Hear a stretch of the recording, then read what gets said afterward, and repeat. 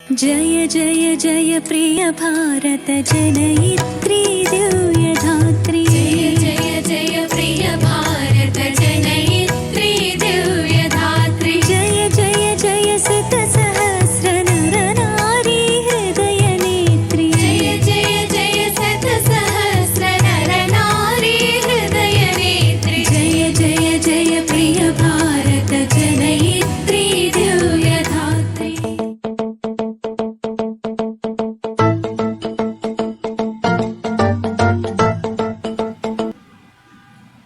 భగవద్భక్తులందరికీ శ్రీ భారత్ వీక్షకులకు నమస్సులు. ఎప్పుడెప్పుడా అని ఎదురు చూస్తున్నటువంటి దేవి శరన్నవరాత్రి ఉత్సవాలు రానే వచ్చాయి. దినమొక్క వైభవంగా, దినమొక్క తీరు ఆనందంగా ఈ నవరాత్రులను మనము జరుపుకుందాము. ఇవాళ ఒక చిన్న చక్కటి అంశాన్ని, గురు శిష్య సంవాదపూరితమైనటువంటి ఒక చక్కటి నైతికతతో కూడిన కథానికాన్ని మీ ముందరికి తీసుకువచ్చే ప్రయత్నము చేస్తాను. ఒకసారి ఒక శిష్యుడు అడిగాడండి గురువుని, గురువు గారండి, పూజ చేస్తే పుణ్యం వస్తుంది, తద్వారా అన్ని సౌఖ్యాలు లభిస్తాయని చెప్పి ఎక్కడో చెప్పగా విన్నాను, మా బంధువులు ఎవరో చెప్పగా విన్నానండి.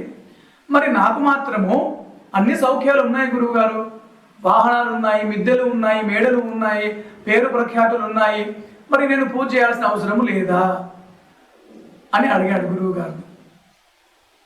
గురువు గారు మందస్మిత అన్నట్టు చిరునవ్వుతో నవ్వారు. నవ్వి, నాయన, పూజ యొక్క పరమార్థము కేవలము పూజ అంటే ఇక్కడ ఏ సాధన అయినా తీసుకోండి, నవవిధ భక్తి మార్గాలలో ఏదైనా తీసుకోండి. సాధన యొక్క పరమార్థము కేవల ఇహ సౌఖ్యము కాదు, ఇహ సౌఖ్యము ద్వారా పరసౌఖ్యము అని చెప్పి తెలియపరుస్తూ గురువు గారు తనదైన అనుభవాన్ని ఆ యొక్క అబ్బాయికి చెప్తున్నాడండి. ఆ అనుభవంలో ఉన్నటువంటి నైతికత ఏందో మనం కూడా గ్రహిద్దాం. ఒకసారి ఇద్దరు మిత్రులు ఒక దగ్గరికి చేరి సత్సంగము చేసుకుంటున్నారు. ఆ ఇద్దరు మిత్రులలో ఒక మిత్రుడు అన్నాడు, ఒరేయ్, వారాహి నవరాత్రి వస్తున్నది కదరా, అందరికీ తెలుసు వారాహి నవరాత్రి, శ్యామల నవరాత్రి, గుప్త నవరాత్రులు అంటారండి. వాటి సాధన కూడా చాలా గొప్పగా సాగుతున్నది మన సాంప్రదాయంలో, చాలా ఆనందదాయకమైనటువంటి విషయం.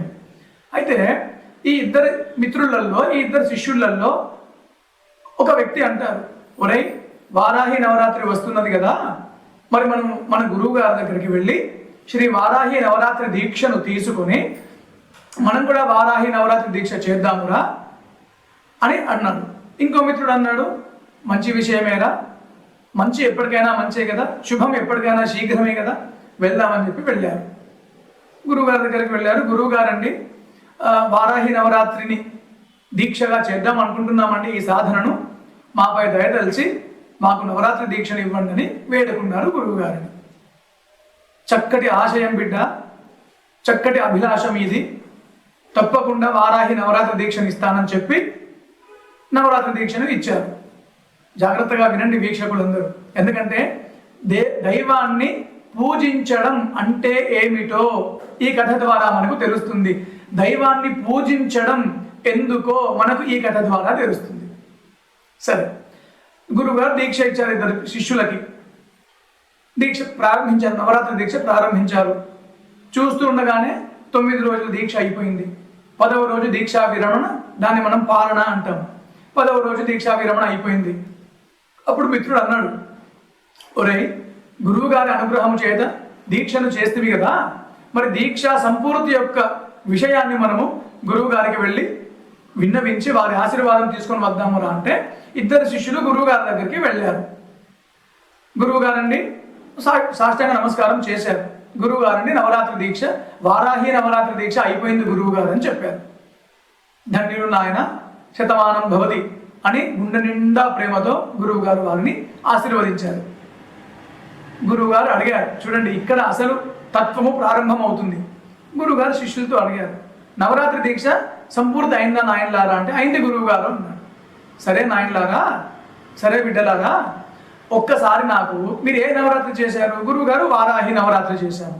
సరే, నాకు వారాహి అమ్మవారి గురించి తెలుసుకోవాలని ఉన్నదిరా, నాకు కాస్త చెప్పగలరా అని శిష్యులను అడిగారు. అడగగానే ఒక శిష్యుడు అంటాడు, గురువుగారు ఇది ఎందుకు అడుగుతున్నారు? మీరు దీక్ష చేయమన్నారు, నేల పడక పడుకోమన్నారు, ఏకభుక్తము చేయమన్నారు, ప్రభాత వేళ నిద్ర మేల్కొనమన్నారు, పూజ చేయమన్నారు, ఫలానా ఫలానా నైవేద్యాలు నివేదన చేయమన్నారు. అయిపోయింది గురువుగారు, అన్ని చేసేసాము, దీక్ష అయిపోయింది అని ఒక శిష్యుడు.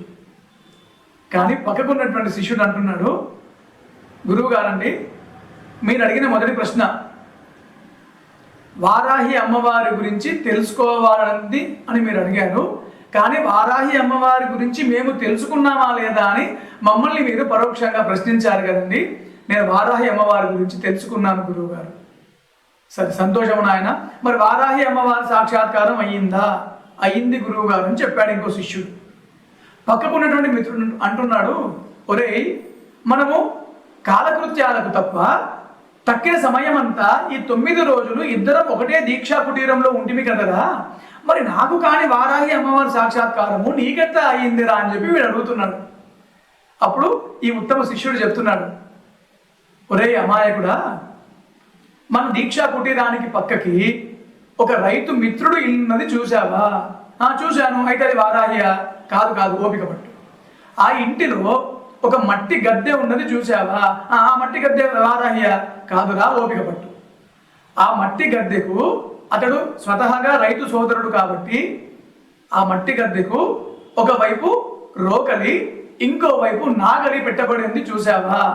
చూశాను. అయితే విను, ఒకవైపు రోకలి ఒకవైపు నాగలి ఉన్నప్పుడు ఆ యొక్క మట్టి గద్దె మధ్యలో ఒక వరాహం అంటే పంది, ఒక వరాహము తన గుండె నిండా స్తన్యములు కలిగి ఉన్నటువంటి ఒక వరాహము తన పిల్లలకు పాలిస్తూ మాతృత్వపు ఆనందములో రమిస్తున్నది చూసావా? చూశాను. ఒరే అమాయకుడా, అది కాదారా వారాహి? ఆవిడ కాదా వారాహి అంటే? ఇదంతా విని గురువుగారు, శభాష్ శిష్యుడా శభాష్, నువ్వురా శిష్యులలో అగ్రగణ్యుడవు, నువ్వురా శిష్యులలో అగ్రగణ్యుడవు. అమ్మవారిని పూజించడం అంటే అమ్మవారిని తెలుసుకోవడం అనే సత్యాన్ని గ్రహించావురా. అమ్మవారిని పూజించడం అంటే అమ్మవారిని తెలుసుకోవడం, తద్వారా అమ్మవారిగా మారడం అనే సత్యాన్ని తెలుసుకున్నావురా. శతమానం భవతి కొడక అని చెప్పి మనస్ఫూర్తిగా ఆశీర్వదించాడు. అంటే చూడండి, ఇరువురు దీక్ష చేశారండి. ఒకరు దీక్షా నియమాల వద్దే ఆగిపోయారు. దీక్ష నియమాలు కూడా ముఖ్యమండోయ్, ఆచారకాండ కూడా ముఖ్యమే. కానీ మెట్ల దగ్గరే ఆగిపోయితే గర్భగుడిలో పరంజ్యోతి దర్శనం ఎప్పుడయ్యేది? అంటే దీక్షా నియమాలను పాటిస్తూ పరమాత్మను తెలుసుకోవడమే అసలైన సాధన. మళ్ళీ గురువుగారు అడిగారు ఈ ఉత్తమ శిష్యుణ్ణి, సరే నాయన మంచిదే, నువ్వు చెప్పింది సత్యం. శ్రీ వారాహి అమ్మవారి చేతులలో ఒక చేతిలో రోకలి ఇంకో చేతిలో నాగలి ఉంటుంది. మరి ఆ యొక్క ఆయుధాల తత్వం వంటబట్టిందా? గురువుగారండి, వంటబట్టినంతలో వంటబట్టించుకునే ప్రయత్నం చేశాను గురువుగారు. అమ్మవారి ఒక చేతిలో రోకలి ఉంది అంటే అమ్మవారు మన కర్మలను దంచేస్తుంది. లేదా మేము సాధకులమయ్యుండి మా సత్ప్రయత్నము చేత మా చిత్తములో ఉన్నటువంటి వికారాలను దంచేసుకోవాలి అని అర్థమైందండి. అమ్మవారి ఇంకో చేతిలో నాగలి ఉంది అంటే దుష్కర్మల చిత్తాన్ని అమ్మవారు దంచేస్తూ మనలో ఉన్న ఆత్మ మూలాన్ని నాగలితో పెకిలిస్తుంది. అమ్మవారు పరమాత్మగా ఉన్నటువంటి తన ఆత్మస్థితికి మనల్ని చేరుస్తుంది గురువుగారు. అది నాకు అర్థమైంది గురువుగారు అని చెప్పి శిష్యుడు చెప్పాడు. మళ్ళీ గురువుగారు ఆనంద పారవశ్యంతో పొంగిపోయారు. చూడండి మిత్రులారా, ఈ గురు శిష్య సంవాదమైనటువంటి ఈ నీతి కథ ద్వారా మనం గ్రహించాల్సింది, అమ్మవారిని పూజించడం లేదా అయ్యవారిని పూజించడం లేదా మనో అభీష్ట దైవాన్ని పూజించడము ఎందుకో తెలుసా? దైవాన్ని పూజించడం అంటే దైవాన్ని తెలుసుకోవడం, తద్వారా దైవిక స్థితికి ఎగబాకడం. ఇది పూజ యొక్క పరిపూర్ణ ఫలశ్రుతి. పూజల ద్వారా పుణ్యఫలము లభిస్తుంది, తద్వారా ఏ సౌఖ్యాలు దొరుకుతాయి. కానీ అక్కడే ఆగిపోకూడదు అని ఈ గురువు గారు మనకు చెప్పినటువంటి నీతి.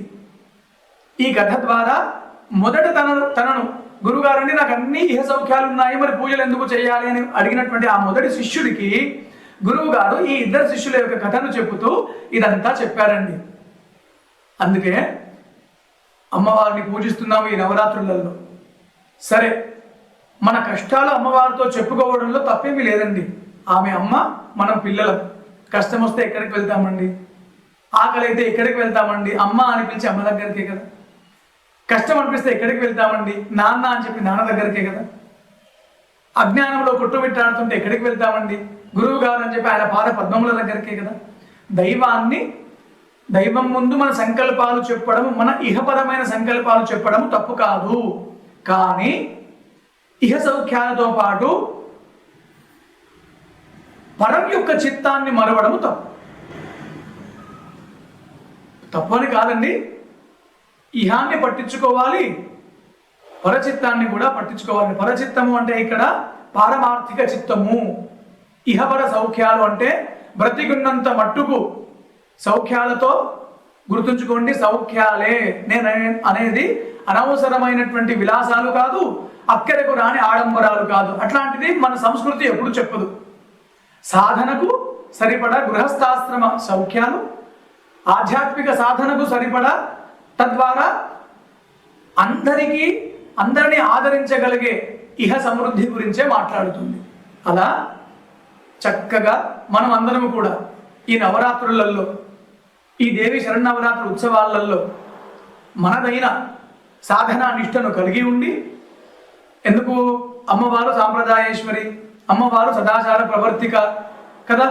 అందుకే చక్కటి సదాచార సాంప్రదాయపరమైనటువంటి సాధనలను చేస్తూ, సద్గురువుల యొక్క సన్నిధిని ఆశ్రయిస్తూ, అమ్మవారిని ఎలా పూజించాలో తెలుసుకుంటూ, తద్వారా అమ్మవారి తత్వాన్ని ఎలా గ్రహించాలో తెలుసుకుంటూ, తద్వారా అమ్మవారి యొక్క, మనలో ఉన్నటువంటి అమ్మవారి యొక్క దివ్య పీఠాన్ని ఎలా చేరాలో తదనుగుణమైనటువంటి సాధనలు చేస్తూ జన్మను సంపూర్తి చేసుకుందామండి.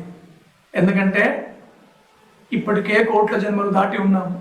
ఇంకెన్ని జన్మలు? దేహి అని అడుగుతున్న ప్రతిసారి దేహాన్ని ఇవ్వడానికి పరమాత్ముడికి అలసత్వం లేదండి. పరమాత్ముడికి అలసత్వం లేదు. మనకు ఉండాలి. ఎన్నిసార్లు దేహి అంటాము? ఇక ఈసారి దేహి అని ఈ దేహాన్ని తెచ్చుకున్నాం కదా. ఇక ఈ దేహాన్ని పుణ్యక్షేత్రంగా మార్చుకొని, ఈ దేహాన్ని ఒక సాధనంగా మార్చుకొని శాశ్వత పరబ్రహ్మ సాయుధ్యాన్ని పొందుదామని చెప్పి తెలియపరుస్తూ, సర్వే జనా సుఖినో భవంతు. మీ శివప్రసాద్ శాస్త్రి.